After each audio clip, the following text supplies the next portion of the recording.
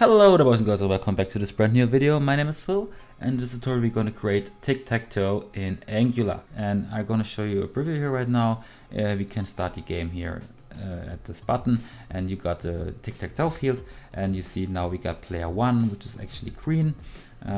We can put in the fields here, and we got player 1 again, and then player 2, and then player 1, and now we see player 1 is the winner, and we can play again, and maybe we got the constellation where no one does win, and then we got no winner draw, and we can play tic-tac-toe using Angular. Have fun watching the video right now, and let's go.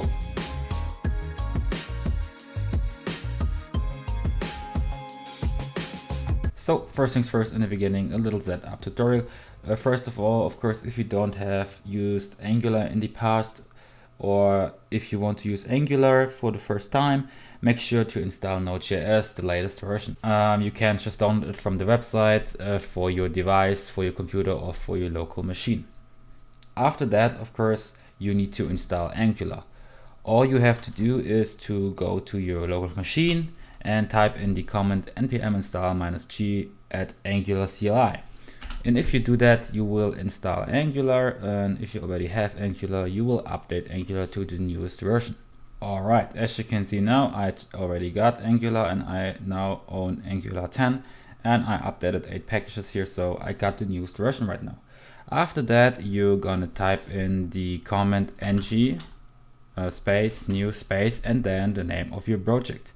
We're gonna name that tic-tac-toe, of course. So we create the project, and we can add here some routing. We're going to say yes, and we're going to use SCSS as our style sheet, and now it's going to create our project with all files we need. If we are ready, we can just direct to the new created folder, and of course we're going to cd for change directory to the new folder, which is called tic-tac-toe, and inside the folder we actually can start the app right now. So all we need to do is to say ng serve, and we can open that in the browser as well with -- open. So now we can start the app, and you will see the live preview in the browser. And after that, you're gonna see the preview is created on the localhost with the port 4200, and you can see the preview right now of your blank Angular app. And actually this is your blank Angular app. You see you have some components and some basics like generate your first own component. By the way, we're going to use that comment later, and here you have some links for some tips or for some guides, whatever. And we're going to start with the project tic-tac-toe in Angular right now. I'm going to show you the preview on the right side with the tic-tac-toe Angular app, and on the left side the editor. First of all, we're gonna open our new project by open the folder, and inside the folder we got our whole app structure. And for using or for changing things in the Angular app, you're gonna need to direct to the source folder, and inside here you got the app folder. And as you can see, there is an index.html outside, and if you view that, you will see that there is an app route container, which means actually there is the content inside. And of course the app route container goes to the app, which is here, and got the app component.html. So opening that, you will see the content on the right side. So for example, if we gonna search for the headline resources here, and we're gonna say resources 1, 2, 3, and we save that, it automatically refresh to resources 1, 2, 3. But of course we don't gonna need that right now, so actually we can delete everything inside the app component. Just keep that router outlet, and if we save that, you will see the whole app is gone.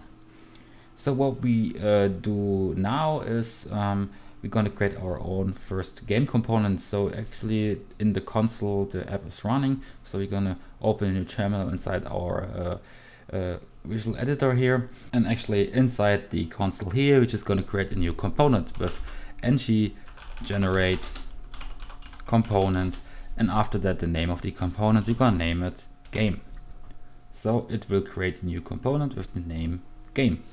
And actually, as you can see here in our folder structure, there is a new folder with the name of game, and you see it creates an HTML file, a CSS file, and a TypeScript file. And this file, the spec file, spec.ts, is actually for testing your app. It's not important right now. We can now open our game component.html, and as you can see here right now, game works. We have here the game component.ts, and actually, as you can see here, we got the selector app-game. So inside our app component, we can create now our own selector app-game, and if we save that, you would see here game works. And that's how this selector is working right now. This is the selector. We also can say a CSS selector, so we need to put a point in front of that. So as you can see, it's gone right now. But what we need to do then is we're gonna create, for example, a div container. Sorry, what was the name? App-game. Yes, and we're gonna create the class app-game, and now you got game works as well. But we're gonna keep this as HTML selector, and then we can create our app-game here, and now it works. So actually we can close this right now and change everything inside our game component.html. What we need to create first now is some structure. For that, I'm just going to create a basic container layout. So for example, we're going to create the container main-container, and inside we're just going to create an h1 which with the text of Tic Tac toe, and under that we're just going to create a new div container with the class of, let's just say, field, for example, and inside we're going to create a p tag with the text of start the game on the button, and under that we're just going to create a new container, also a div container with the class of, let's say, for example, again, field, and inside that we're going to create a button and give that button a class of, let's say, start -game -button, and write in start game now, for example. And of course, as you can see, we got the basic browser styling here right now. So what we can do is we can just import some Angular, for example, some Angular materials, material designs. And all we have to do here right now is in our console, we just can create in some ng add Angular material. And now it will import some material style stuff for your app. Let's install that fast here in the console. Doesn't take so long. And I think we should take the deep purple amber here. For example, you can take whatever you want, and also you can set up the typography as well in your project and set up animations as well. I would recommend to say yes in this case, but you can of course choose whatever you want. And it's going to install the packages already inside the app now. And now if we go to our app module, we can again import the components you need from Angular material. I really can recommend you to watch the Angular material website to see which components are available. But for now, we're just going to import the, for example, the button. So we're going to call that mat button module. And we're just going to import that from our installed package, which has the name of add Angular /material/ and here you see also the possible components, and we take button here. And of course you need to import that inside the project in imports. All right, now it's imported, and if we go to our game component here right now, we can work with some classes. For example, yeah, we can give it the attributes of mat -raised -button, and if we save that, we see nothing. We need the color, maybe color is equal to accent, for example, and we don't see something. All right, I forget. You see some error messages. Just restart your app at this point to successfully load the new included materials from Angular. Yeah, now if you refresh, you also can see your new button, which has this pretty decent design. If you click it, as you can see, I click it now, and it looks pretty cool. You can, of course, import more material components inside your project. We're gonna use the button here right now. And yeah, actually, we can style it a little bit more. For example, we can say that the H1 here got a font minus weight of 900, for example. Also, we have something like text minus align center. We're gonna do that all inline here, and maybe also a margin of 50 pixel 0, for example. Yeah, maybe let's change the background color here a little bit. So we go in our main styles.scss where all the main styles can be loaded, and we include here the background as a linear gradient, which looks pretty cool in my opinion. We're gonna change, of course, so the color to here to white. Also from our field container here right now, we're just gonna get it a style width of 100% to get it more in the middle, and also the color from the p tag here, we can style it like color white. And now we can give it the class, for example, here in the H1. So we can say the class is equal to mat minus display minus 2, and it's also Ionic theme, so it has a cool design here in the app right now.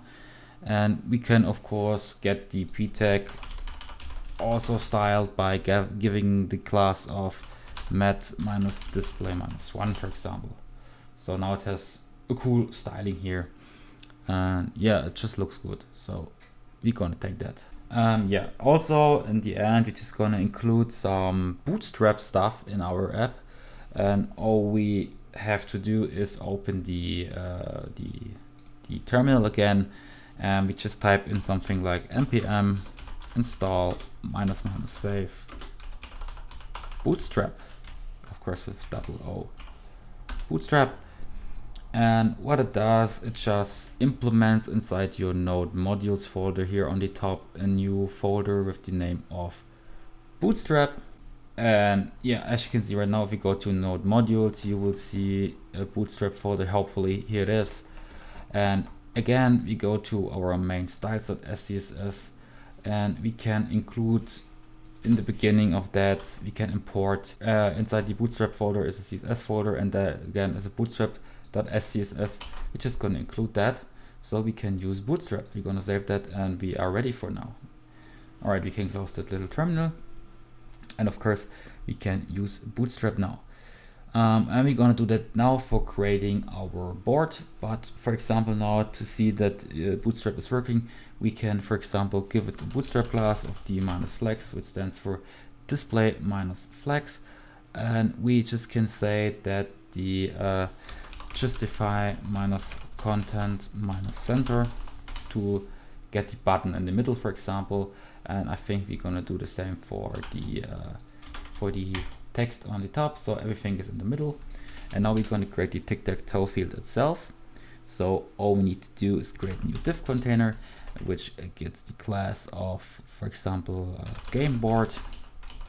And here we got one div tag for the left player, we got one div tag for the second player, for the right player, and one for the game field itself. So we're going to start with the game field here in the middle. We give it a class here of game field. This game field has is at least a container fluid, so it takes the whole width of the window. And we're gonna start with a new row, and inside the row we're just gonna create a div container, actually with the class of subfield and column -4. So we got Bootstrap has always a grid of 12, so we got 3 multiplied with 4 is 12, 3 in one row. I'm just gonna copy that, and then we're going to copy the row 2 times, and I don't think we're going to see something because we need to style it first. So we can open our game component.scss to style it. So we got the main minus container, and inside the main container we got the .gameboard, and inside the gameboard the .gamefield. And what we can do now is pretty simple. We can say, for example, that this has a max width of, let's say, 300 pixel, and of course the .subfield can get, for example, a cursor pointer, and can get a height of 100 pixel, and because there are 3 in a row, also a width of 100 pixel.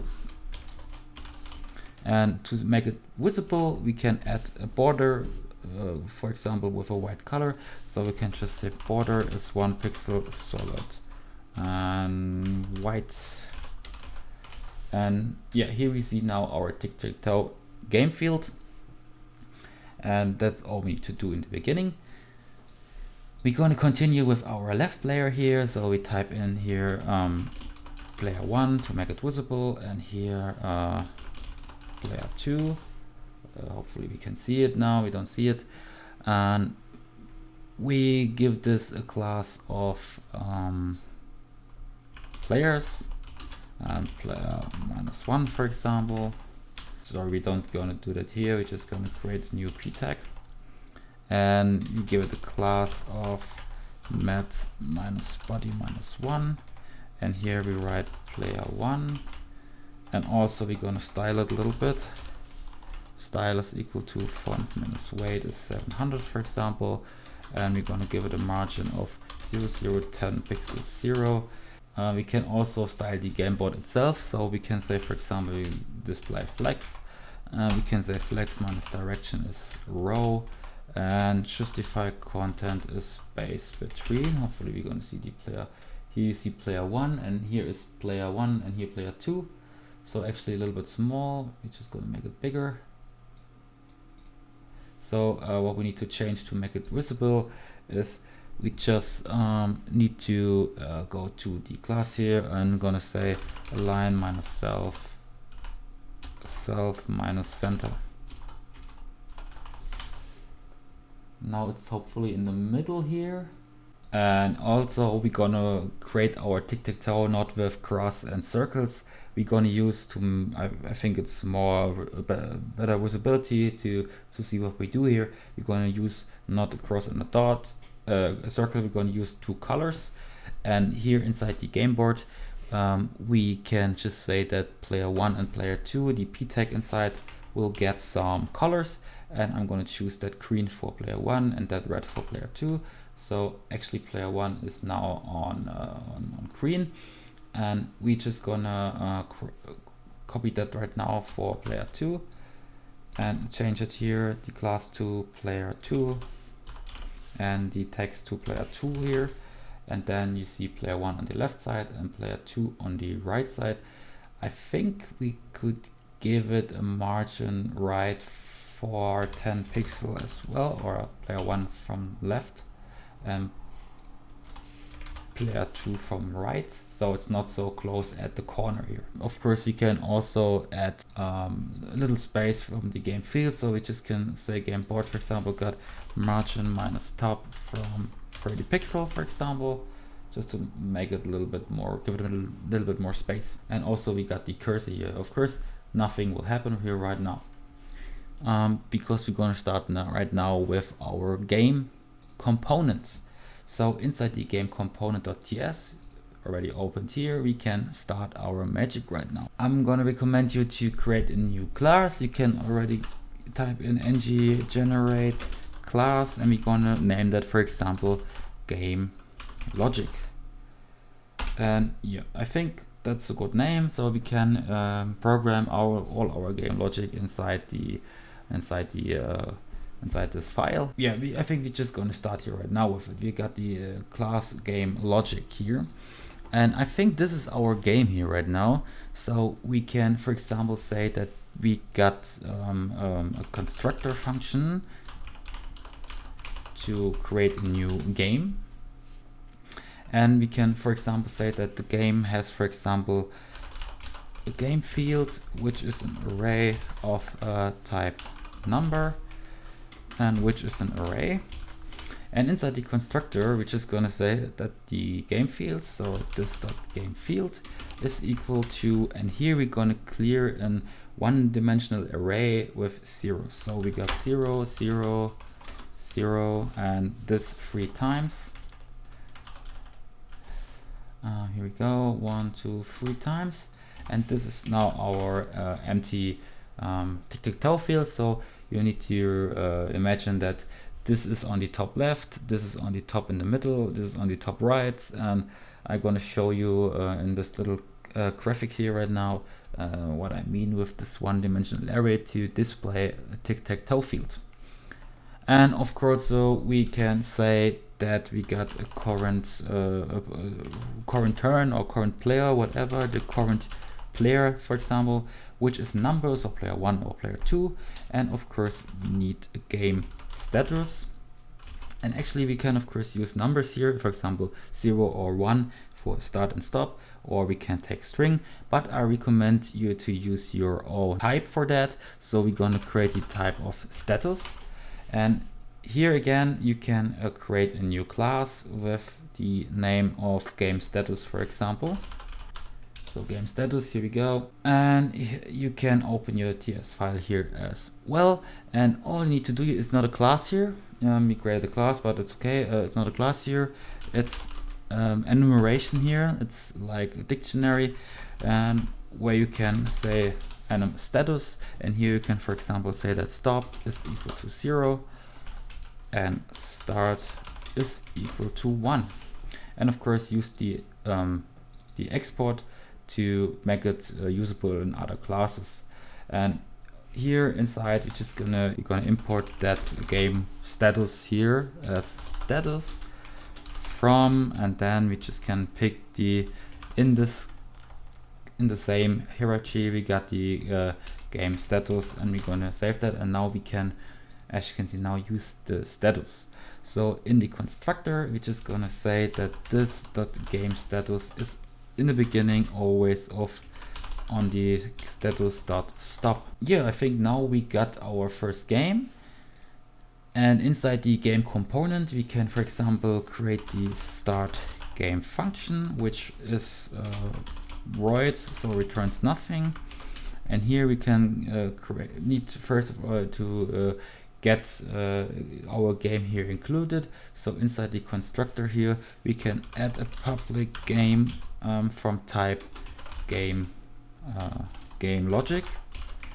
And this is, by the way, the class name here you use, game logic, so with a small l.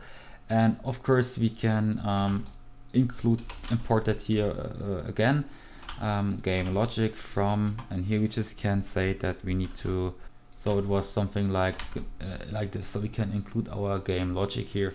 And our app crashed, I don't know why. So if we need to add also the providers here, it's the same syntax as here, and we can add the game logic inside this provider, and now our app is working again. Okay, so now we can access our game. And for example, if we call the function start game, we can say that this dot game dot game start, because we're gonna start the game inside the game logic right now. And of course we call the function game start, so we need to call the function game start here as well. Actually, this is also a void, so returns nothing. And what we can do is we can say that this dot game status is equal to status dot start. And also we can set our game field again to an initial game field, because imagine you played the game and your game field will look something like 2 and 1 and 2 and 1. And of course, if you start the game, you always will reset your game field. And of course, we need a current player. So we're going to create this dot current turn is equal to, we can say 1 or a player 2. But I think we're going to create a new function which generates a random number between 1 or 2. So we can always get a random player in the start. So we're gonna create a function here with the name random player start. We're gonna implement that, and this of course returns a number because we want to return the 1 or 2. And we're gonna say that the const start player is equal to, and here we need the math floor from math.random, because math.random can give big decimal number, and of course we don't want to use that, we just want 1 or 2, and we're going to multiply it with 2 because we need 1 or 2 plus 1. And that's the formula to get a random number between 2 and 1, and of course we need to return that start player here. And here we got a mistake, return start player, and now we get always a random start player. So what we can do is we can console.log this.current turn to see what we did now. Of course, how do we trigger? We need to trigger that function first. So inside the game component, we created the start game function. So we can go back to our button, and here Angular has a click attribute where you can put in some TypeScript, and here I just gonna put in the function with the brackets here to call that function. And if you click on the button right now, you see we got a 2, now we got a 1, 1, 1, 1, 2, always a random number between 1 and 2. Cool.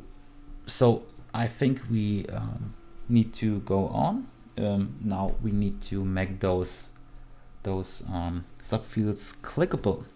So what we need to add is a new function, and the function we need to add is the click subfield function. And what we need is a subfield which we're gonna click with type any here in this case, and this returns I'm gonna say this returns, I'm gonna use it as a promise because we're gonna create a async function out of it. So we need to interact and wait what happens because we need the calculation of the game field. And yeah, here we can of course add a promise, return a promise of void. So what we need to do here is, first things first, we need to check if the game is started. So we can say that if this .game status is equal to 1, so 1 is start here in our case. Of course you can also include the game logic and say status.start, but we're gonna use the 1 right now. Yeah, we need to get the fields here right now. So what we need to add, first things first, we need to add some one more attribute inside the field here, and what we're gonna add is the position of every single field, which is in this case 0 and 0 to 8. So I'm gonna copy that fast. 1. We can take the const position here by getting the subfield we add inside the function, the target from that subfield, and get the attribute position. And we can console that out, console.log, to see what we get. So we get position, and inside the game component, of course, we need again a click event listener here, where we're gonna call that function click subfield. And what we're gonna do here is we're gonna put in an event where we can access the field we clicked itself. So we're just gonna copy that and fill it in on every single field. So if we click that field, we just call that function. And now if I click here, for example, the 4, nothing happened. Okay, so we didn't start the game, start game. And now if we click the 3, sorry, 0, 1, 2, 3, of course, and here the 8, we got the 8, and this the 0, and this the 1, 2, 3, 4, 5, and whatever. This works pretty well. Also, if we started the game, only if we started the game. So what we need to do next is we need to set this field as green or red. For example, if player 1 is on turn, we need to set it as green, and if player 2 is setting this field, it needs to be red. So I think first things first, what we need to add here is that we get the current player here to see which player is the current player.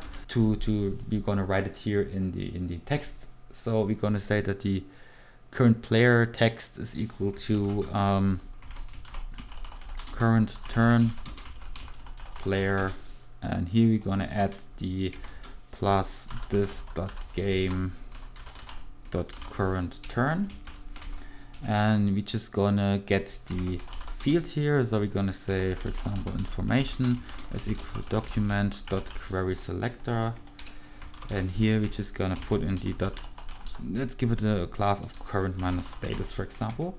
And of course we need to put that class here inside our text here. So current status, and then we just can say that the information dot inner HTML is equal to current player if we start the game, by the way. So if I start the game, you see we got player 2 who starts, and I can of course start the game multiple times, and it's always changing the current player. Now of course, if we start the game, we want to get rid of that button, and before we start the game, maybe we want to hide the field. For example, we don't need to do that, but I think it's a good practice to do that. So what we can use is just a simple Angular syntax. We can go, for example, to our game board, and it's the ngIf syntax, which is a star and ngIf, and here we can put a condition inside. So we can, for example, say this dot game status is equal to 1. Then we're gonna show that field. So actually now it's on 0 on stop. If we click it now, it will be shown.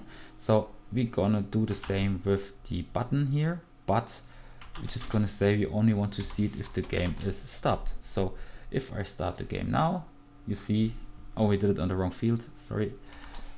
Inside the button here, of course. If I'm gonna start the game right now, the button disappear and the field appear. Pretty cool. So I think we have some lock here, we can get rid of that. So now we see which player's turn we have, and that's what we need to do right now. But we're gonna continue right now with clicking on the field and do something on the field. Okay, so first things first is we need the function where we can set the color of, where we can set the subfield here right now, and we need to do this inside the game logic. So we're gonna say this dot game dot set field, for example, and what we need here is we need a position. So we need to say which field, and we need to say which value is gonna be on that field, and here we're gonna put in the current player. So of course we need to implement that function inside our game logic. So we're gonna say set field, like we already did, got the position, which is a number, and this got some value, which is also a number, player 1 or 2, and this returns nothing. It just sets the field, and we simply gonna say that this dot game field, yes, at the position is equal to value. So we don't do more, we're just gonna set the value on the field. So what we need to change right now in the front end is we need to change the color. So we can say that const color is equal to this. We need the color, we also need the function here. We can write a function, for example, to get the classes from the colors. What we're going to do here is we're going to create another function inside the game logic with the name get player color class, and after that we can say that the subfield here, the dot current target dot class list dot add, and here we're gonna add the color, which we're gonna set here, and of course we need to implement that function here, get player color class, and this returns a string because the class of the color. And what we need to do here is we're going to say const color class, for example, is equal to, and now we're going to make an if loop with syntactic sugar, and we're going to say that this dot current turn is equal to true, question mark, and if this is true, we're going to return the class of player 2. Otherwise, we're going to return the class of player 1, and of course, we're going to return that color class. So we get the class here, and what we do here inside the game component, we set the color. I'm going to show you what I mean. We have here our subfield, and if I click that, you see here now this field gets a new class with player 2. Another example, you see no class of player 1 or 2. If I click that, we got again player 2. And actually, as you can see right now, there's always player 2's turn. So of course we need to change the player after the subfield is clicked again in the game logic. So we're going to say that this.game.changePlayer will be a new function, and inside the game logic we're going to create that function. So we're going to say change player. Yeah, we're going to return nothing because we're just going to set the new player inside the game logic. And here we're just going to say again with the syntactic sugar, we're going to say that this dot current turn is equal to, and here we check this dot current turn is equal to 2, question mark. If it's 2, we're going to set it to 1. Otherwise, if it's 1, we're going to set it to true. So we're going to change the player. Cool. After that, go back to our game component. We can set the color, and of course we're gonna need to, if we have the class, we're gonna change the class here. So again, inside the subfield, we're gonna say that if the subfield has also the class of player 1, the background will be like that, same color like here. And if it has the class of player 2, the background will be changed to this color, and here we set the class of that subfield. So if I click it now, you see nothing because we need to save that. If I click it now, it's green, then it's red, then it's green, it's red, and as you can see now we got the whole field. And here one more mistake, the player is not updated in the text here on the top. So all we need to do is we need to update this before after we change the player. So we can say again if this .game status is equal to 1, because we only want to update the player's value here if the game is still running. We can say that the const current player is equal to, for example, we're going to take the same text here. We already wrote on the top where it is. Here it is. Const current player is equal to this.game.current turn, and we're going to set the information dot inner HTML is equal to current player. Hopefully it works. First, we need to put in these functions inside the if loop here, and now it should work. So if we got player 2 now, if we click, player 2 was set to red, and now we got player 1 and it's green, and now we can change the player dynamically. That's cool. So now we need to check if the game is ready. There are two ways to end the game. One is the field is full. This should be the last case. And one, of course, is that one player has won the game. Yeah, I think we're just going to implement that right now. So inside our game component here, before we change the player, we need to check if the game is over. And I think we're going to do two functions here inside our game logic, which is, for example, check game ends winner, and which is also, I think, check game and full. So we're going to check if there's a winner, and after that, if there's no winner, we're going to check if the field is full. And yeah, then we can do some stuff. And that's why we use the async function, because we're gonna use this, we're gonna await the result, the return of that function. So we're gonna use await here. And let's first things first, let's implement the game field is full function. So we're gonna go to our game logic. Yeah, check game full function, which is also an async function and returns in this case a promise with a boolean. So is full or not will return true or false. And we're gonna create a variable here is full, which is always on true in the beginning. And here we're gonna do just one simple check.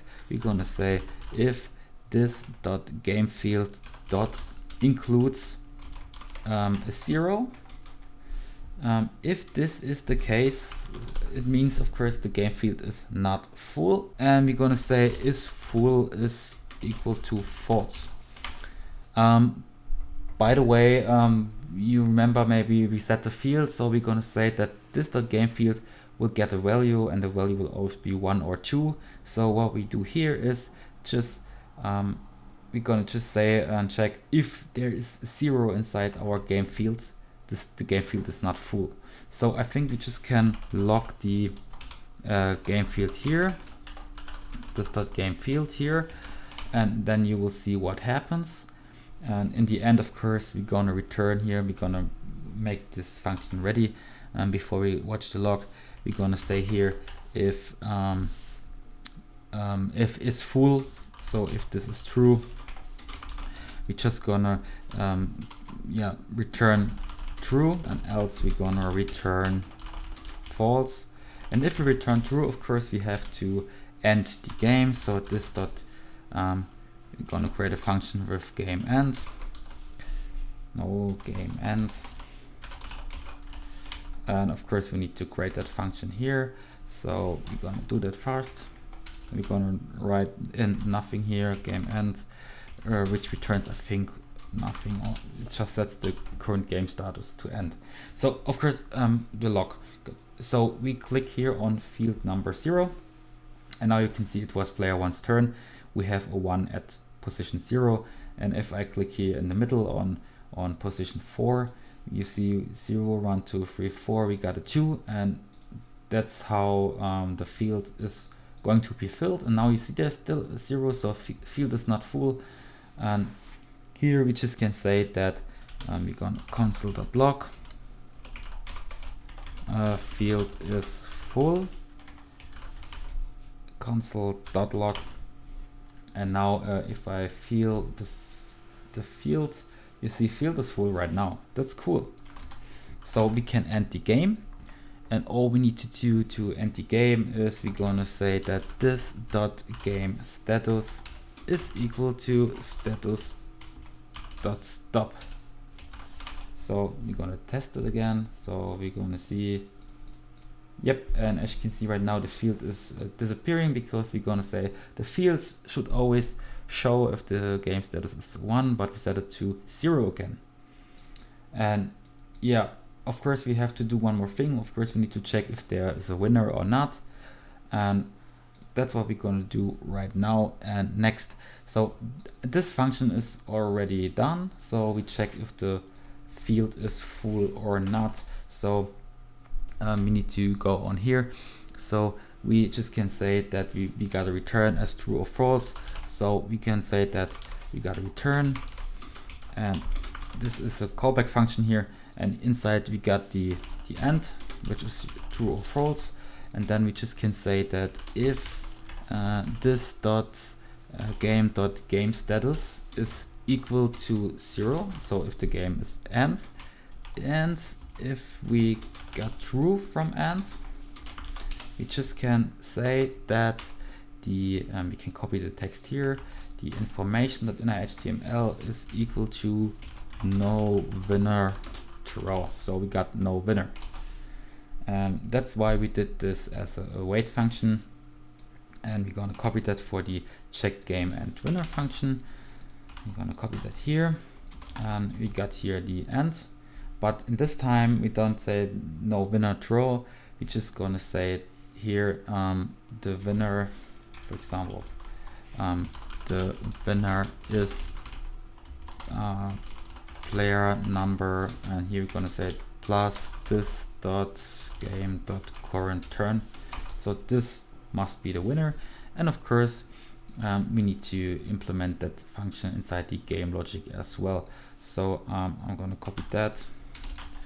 I'm gonna copy the name of the function here, and I think we can mostly keep everything except of this little if loop, but we're gonna change this to is winner, and in the beginning we're gonna set this to false, and here again if is winner, this dot game end, and return true if it is winner is set to true. So what we need to do, first things first, inside our I think inside our constructor, or no, inside the class itself, we can create a win situations array. Win situations for player 1, for example, which is an array of arrays, and inside that arrays we got number, and we're gonna set the array to arrays with other arrays, and we need to check now which are the win situations for player 1. So for example, one win situation is if there is the first row full with ones, with number 1. So this is, for example, one win situation, and another one, for example, is the same with in the middle. So we need to change that for the middle. And we got one more in the ends. So this is here the last win situation for the rows. Of course, we also have win situations for the columns. So for example, if the first column has the value 1, or in this case, if in the middle everything is set to 1, and the last one for the column here is if there is the last value of every column is set to 1. But of course we have two more. We have the diagonal way, so we can, for example, say from top from top right here to the middle to top to bottom left, for example. And we could, of course, can say from the top left to the bottom right. So we got here the middle one again, and here we got the last as a 1. And that's all win situations we can have.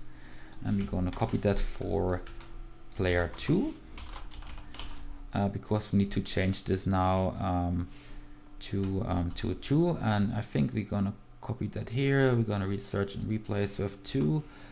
And here we go. We're gonna replace every single one with a 2 to make it faster here. Here we go. Yeah, that's the two win situations, and that's what we're gonna work with right now. So back to the bottom, to our check game and winner. First things first is we need to check which win situation area we need to take. So we're just gonna go here again for if loop. We're just gonna say if this dot current turn is equal to 1. Then we're gonna take the this dot win situations 1. This dot win situations 1. Otherwise the this dot win situations 2. And of course we're gonna write it and save it in the variable, for example, check array. After that, we need to create a new array from our current gamefield array, which only contains 1s or 2s, so not both at the same time, because we need to check if there is any array of that win situations matching our current gamefield array. But of course here are only 2 and 0s, and here only 1 and 0, so we need to get rid of the opposite players values. So we're gonna create a new array We're gonna call it current array because it's the current situation on the field. And all we're gonna do is we're gonna iterate over our game fields. So this.gamefield for each, and here we just got the for each we can call it, for example, subfield, and of course we need the index, and then we got the callback function here. What we're gonna do is we're gonna say if subfield is not equal to this.current turn. So if the value on this field is not from the current player, we're gonna say that current array at position and index is equal to 0. So we're gonna delete the player's value who is not playing right now. Otherwise, we're just gonna set the current array at position index to the subfield value. So now we gonna log out. So just show you what I mean. Console.log current array. So I'm gonna start the game, and now if I click here, you're gonna see we got player 1. So we have this one more console.log somewhere, I don't know, here. Get rid of that. So got player 1. Now we got player 2, and if I click with player 2 on the last field here, you only see player 2's value here, not player 1's. And if I click here for player 1 again, we see only player 1's value. And that's what we need. So in the end, we need to do one more check here right now. So we're gonna take our new check array, and again we're gonna do a for each loop. So we have here check fields, for example, and check index, but I don't think we need the index here. We just need the check field, and inside the callback function, we're just gonna say that if this dot, and now we need to check if the array equals. But here you need to know, if you say array is double equal to another array, it will mostly return false because it checks if this is the same instance. And because most arrays, even if they have the same length and if the same content inside, it will return false because this is another instance of array. And what we need to do is we need to create our own little check function to check if the arrays are equal, and we're gonna write it in here. So we're just gonna say here for now true. Here we're gonna create a new function, which we're gonna set as public function, for example, whatever. We just can say that array equals function, and here we need 2 arrays as arguments. So we got 1, which is an array. Type here is any, because we can use it for any array, and also b array, which is also of type any. And what we return here is we want to know if the arrays are equal or not, so we're gonna return a boolean. All right, inside here we're just gonna say that we're gonna return array dot is array. We're gonna check if a is an array, and we're gonna check if array dot is array if b is an array, and we're gonna check if a dot length is equal to b dot length. And as last thing, I'm gonna write it in a new row here, we're gonna check if a dot every, so it's like a little for each, and here inside we got again a value and an index, and then we're gonna check if this value is equal to b at this same position here. So we're gonna just say has b at position index the same value as a at position index. And if everything is, because it's an and here, and if everything is true, we're gonna return true. Otherwise, if one of those is false, we're gonna return false. So back to our if loop here, which is gonna say if this dot, what did we name it, array equals, and here we're gonna put in the check field and the current array, the check field from the check array and from the current array with only contains the current player's value. And we're just gonna say that if this is true, we're gonna just set the isWinner to true. So we got a winner. And here inside, if this happens, if this is true, it returns true, we're gonna set in the winner is player number with this.game.current turn. So let's check if it works. We're gonna start the game here right now. Player 2 is starting, red. Then we got player 1, then player 2, player 1 and player 2, and now the winner is player number 2. And actually we're gonna log that out here. I'm gonna get rid of that fast. Where do we log that out?